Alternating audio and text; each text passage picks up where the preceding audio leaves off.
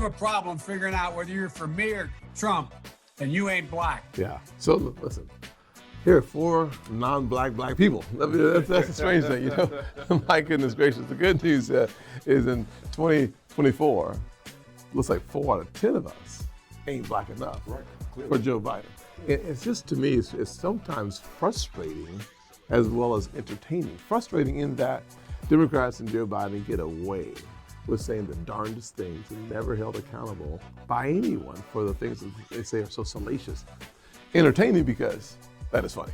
I mean, seriously to think that you can't be black.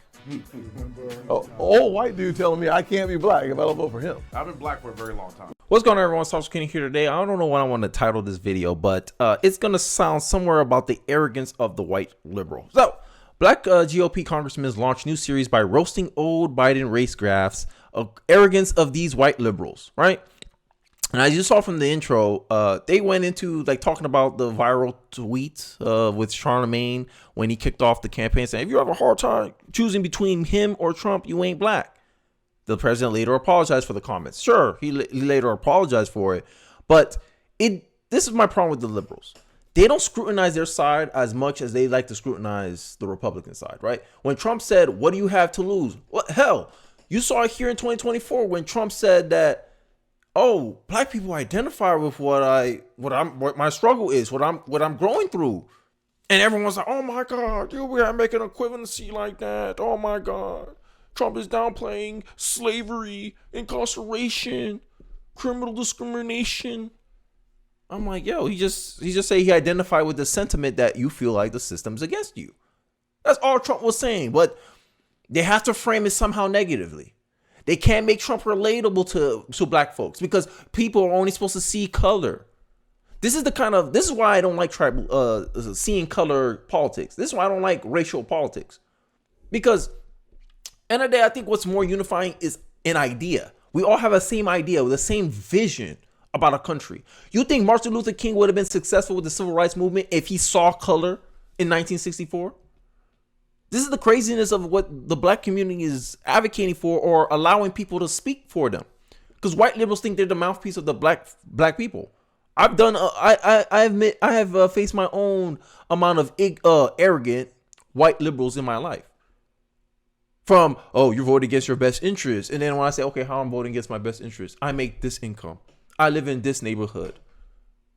I grew up where I was more likely to die at the hands of a black person than a white person. So isn't tough on crime beneficial to me as a black person?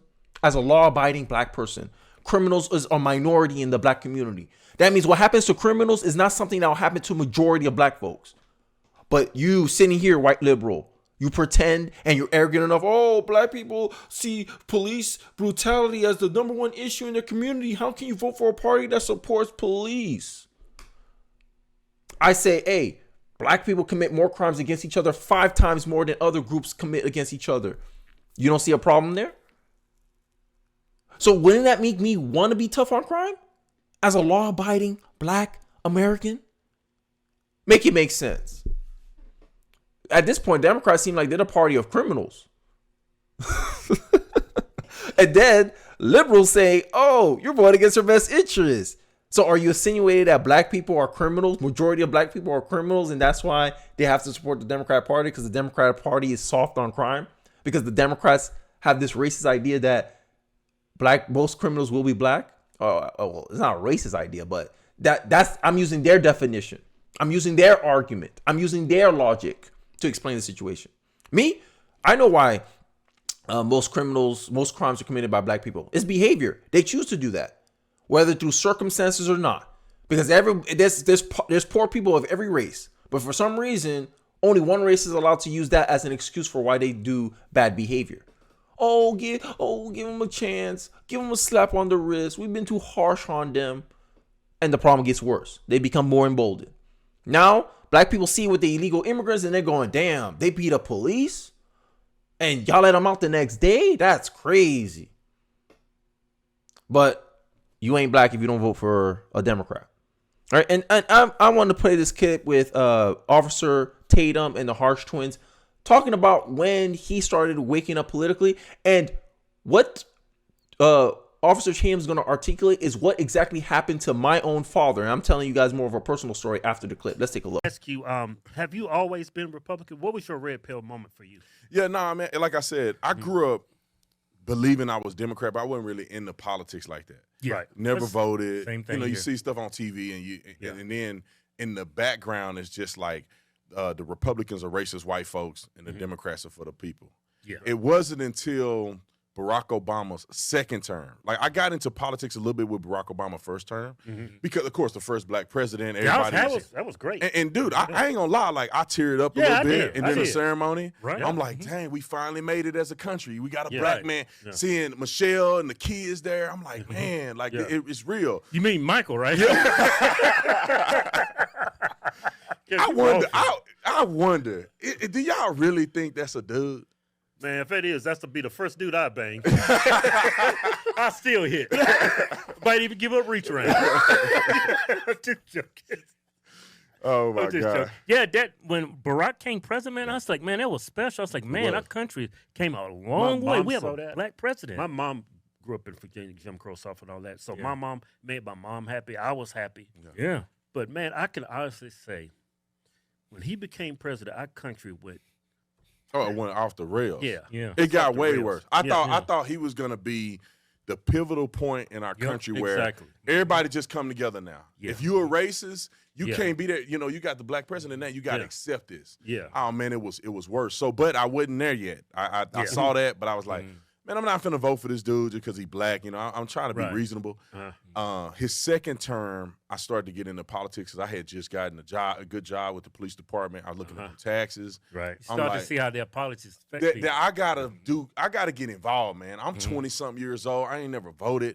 Right. I'm a grown man at this point. I need to figure this out. So I just, I looked at the debates, which I don't suggest anybody do. Just look at debates. You gotta look at their gotta platform, do some research. But I just watched the debates between him and Mitt Romney, and I thought Mitt Romney was trash. And I'm like, Obama makes sense, and he's smooth talking, so he sound better than Mitt Romney, especially with a person that's not really into politics. You just kind of, stepping your He's toe in it. charismatic. Yeah, So you seen that, you heard that. My dad went through the same thing. My dad voted for Clinton 1995.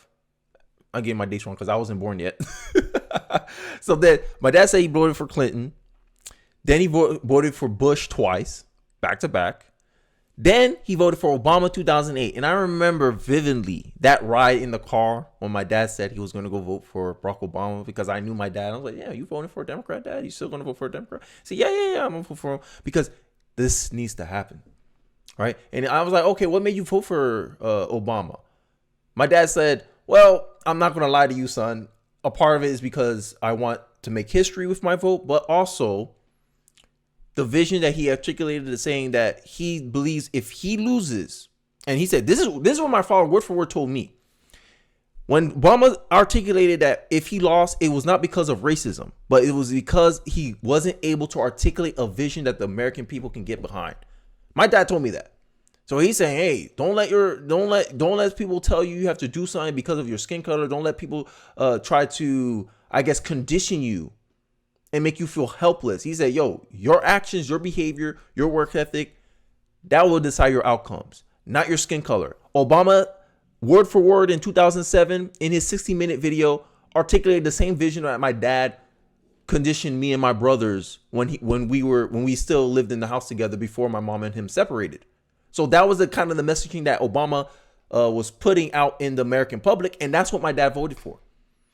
Then after 2008, those 4 years, my dad didn't get nothing that he thought he would get with Obama, because Dad thought he was going to be the Moses generation. There's that 10% of racism that still needs to be closed, and he thought Obama would close it. Obama didn't. He expanded it because Obama realized politically he can't win. He can't win without a divided country. And the best way to divide a country, 2008, identity politics.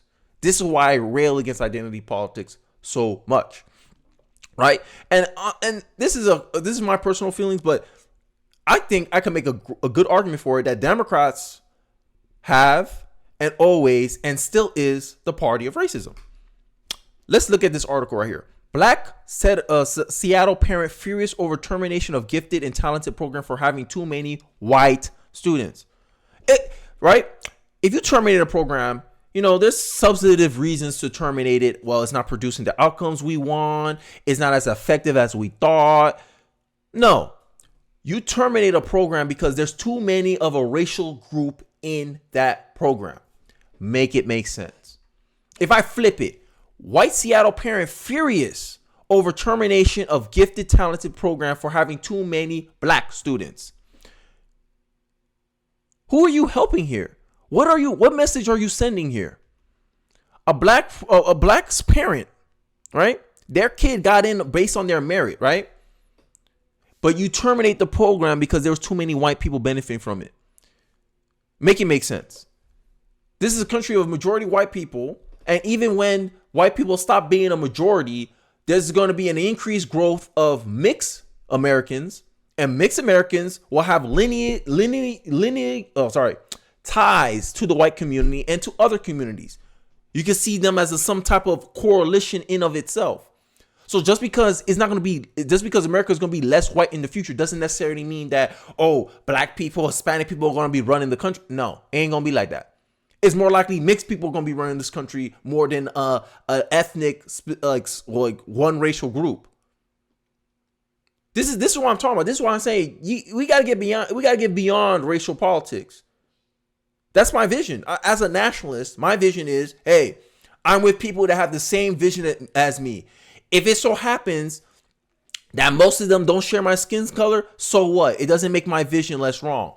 If most people agree with me that 2 + 2 is 4, but a bunch of black people said, nah, that's white math.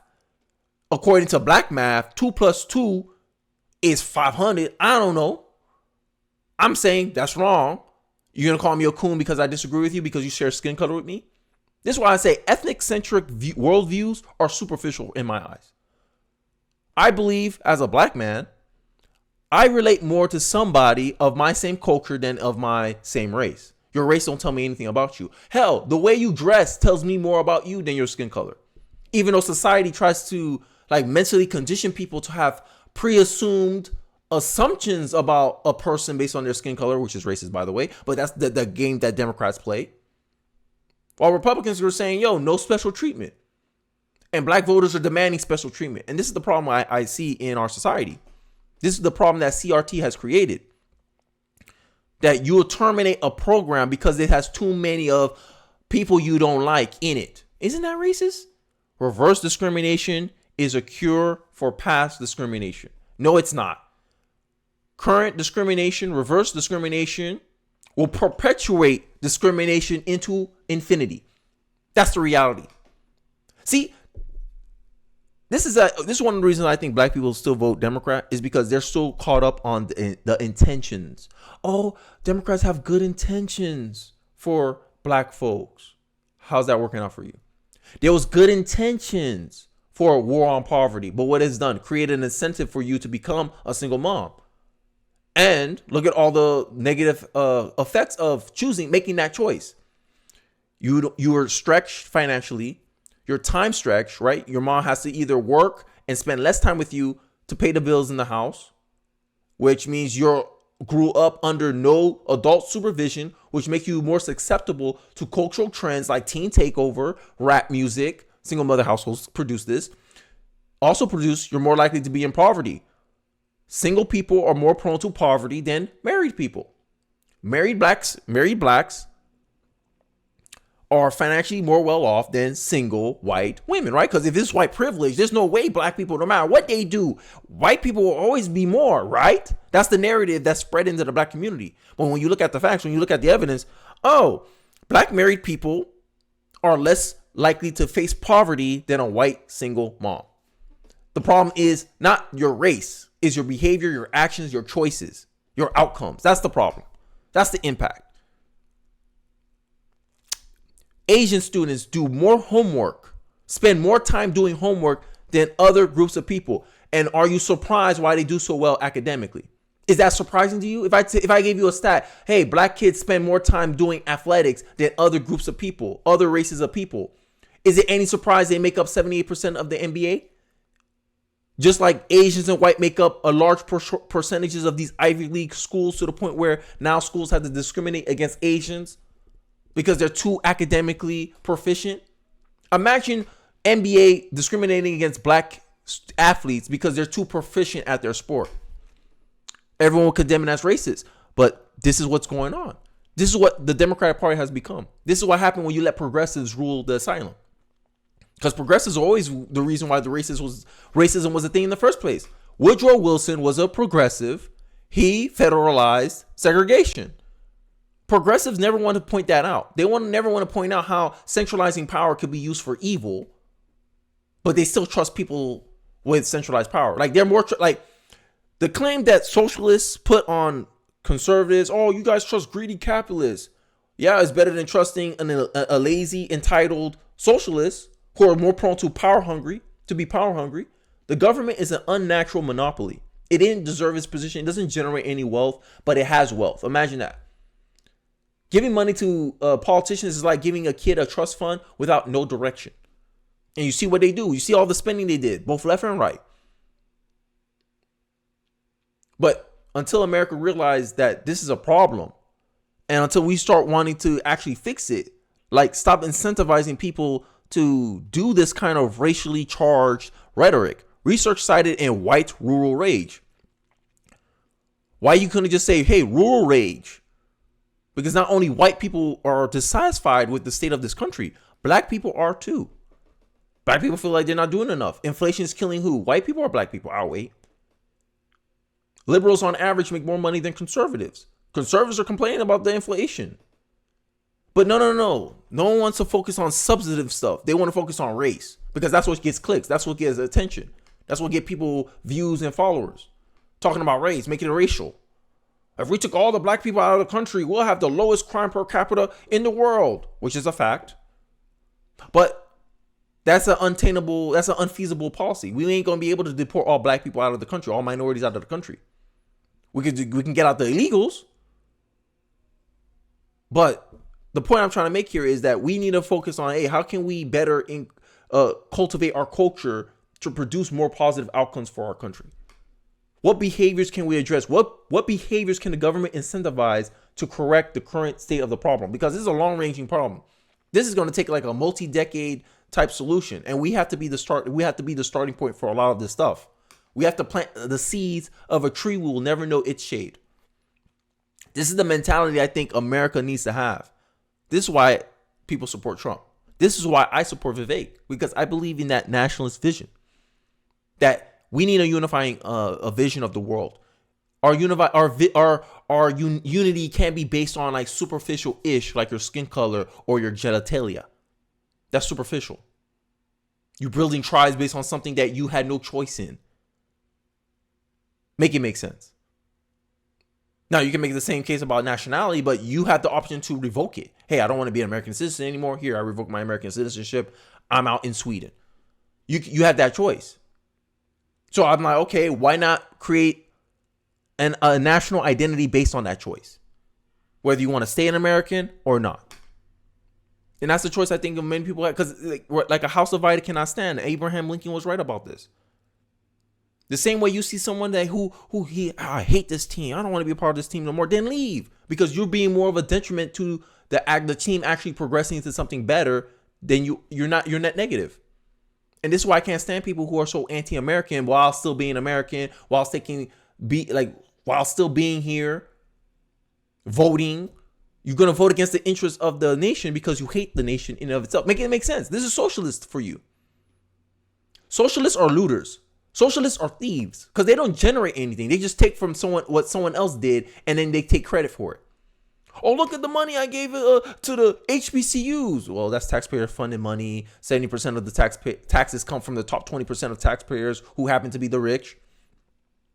If the rich voted like how black people voted, there'll be no money in this country. When black people threaten, oh, we're going to destroy property, rich people can be like, we'll take our money out of the country and revoke our citizenship. All the politicians will bend the knee. This is why rich corporate donors have such control over both parties. It's because both parties know, because both parties been in government. When they look at that budget, they know where most of their money come from. They know who has the power, and they know, oh, yo, if we do anything that dissatisfy these people. They'll leave our country. They'll revoke their citizenship and will no longer have claim to their wealth. This is the problem with wealth tax. This is the problem with taxes in general. Poor people think that, oh, the government can just strong arm rich people and give them their money. That's not the case. Rich people can live anywhere they want in this world. Only poor people are stuck in their location for the most part. Only poor people have faced struggle moving from one state to the other, moving from one country to the other. When you're rich, it's as easy as signing a check. Here, I have citizenship now, or I have a visa. Let's move over here, family. Done. And then when they're over there in the other country, hey, America, I revoked my citizenship. You can no longer take my tax dollars. Now, imagine every rich person do that. The tax revenue of the government will go down 70%. This is the give and take that I think a lot of low information voters don't understand when they push for minimum wage laws. Minimum wage only hurts small businesses, not the corporations. The minimum wage acts as a gatekeeper for people, for entrepreneurship. This is some of the negative drawbacks. But low information voters don't get this like deep dive, the deep discussion type stuff, because all they listen for is sound bites. And this is why politicians focus on sound bites. I think it's more of a us problem, like voters problem, than the politicians' problems, because the politicians are only going to do what works. And they found that this is what works.